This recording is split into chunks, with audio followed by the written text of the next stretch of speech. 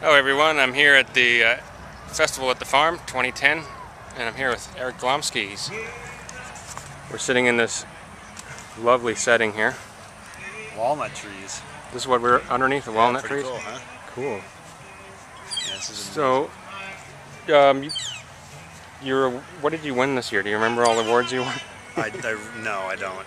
I know the top awards are the golds in the cups, the Growers Cup, and we I think we won the Arizona Made Red, which was Caduceus Kitsune from '08.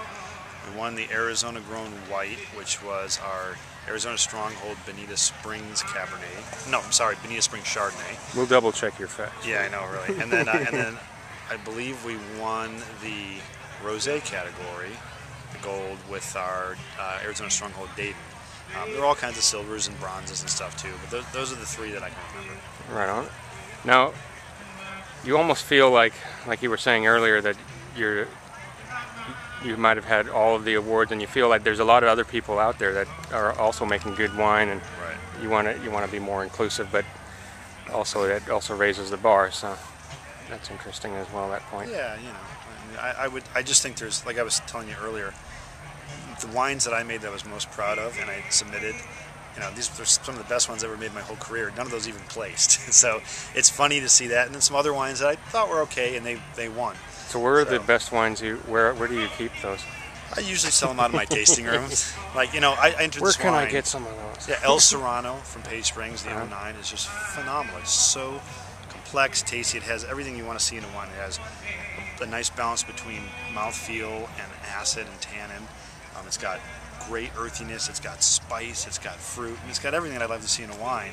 And it didn't even place. And you know, it's one of those things where you go, well, it's judges. Everybody has a different palate. I know what I like. I know I sell a ton of it out of my tasting room because when people visit us, they love it. But you know, it is what it is. How long have you been at the Page Springs location? We're going into our 8th year. At the Cornville location? Yeah, in Page Springs in Cornville.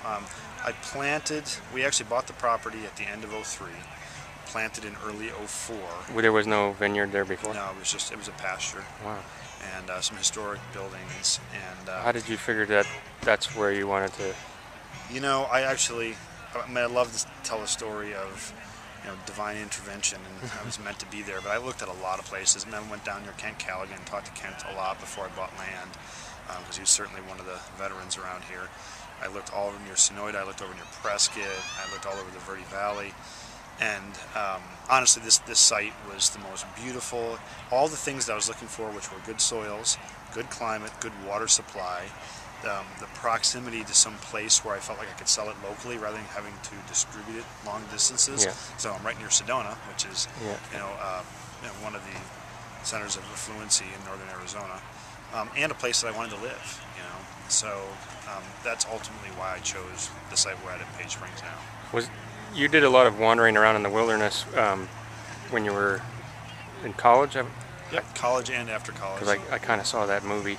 And was this anywhere near where you were wandering around? It was, actually. I mean, it wasn't where I'll tell a story about gathering apples along streams and such in the movie. This was a river, Oak Creek, that I had hiked along because my previous love affair, which is still a love of mine, are rivers, particularly in deserts. And the contrast between dry lands and these beautiful, beautiful, rich, diverse, green riparian systems. And I had hiked along there, and I had actually looked at the field that we're in now and remember thinking, you know, and here I was, you know, living out of my car practically, didn't have any money. I did have a house I was fixing up, which was one of the things I used I sold it to help buy the land. But I did look at that field, and I never even, it was just one of those things where you look at something and go, God, wouldn't that be cool if So eight years? You've been working very hard. That's pretty quick. 7, did I say? 7 or 8 years? 7, I guess, actually. To go from walking up a stream with a backpack full of apples in a car to owning the land you were looking at while you were, that's pretty... Well, you know, I got help from my family as well. My mother, my father, my stepfather, and my brother are all partners in the business of Page Springs. And then, of course, when I met Maynard, we formed, and I helped him build Caduceus. of which he's starting this year. Actually, he made his first wines in his own winery, which is really cool. Do you think he entered any of them in the competition this year? No, those wines were just made. They're in barrel. He won't. Just to check. You probably won't see those wines in this competition for another 2 years at least. So this is just, he's still in the sort of beginning phases of doing his own thing. Yeah, barrels. But you know, we have our joint project, the Arizona Stronghold, which did really well. You know? Yeah. Cool.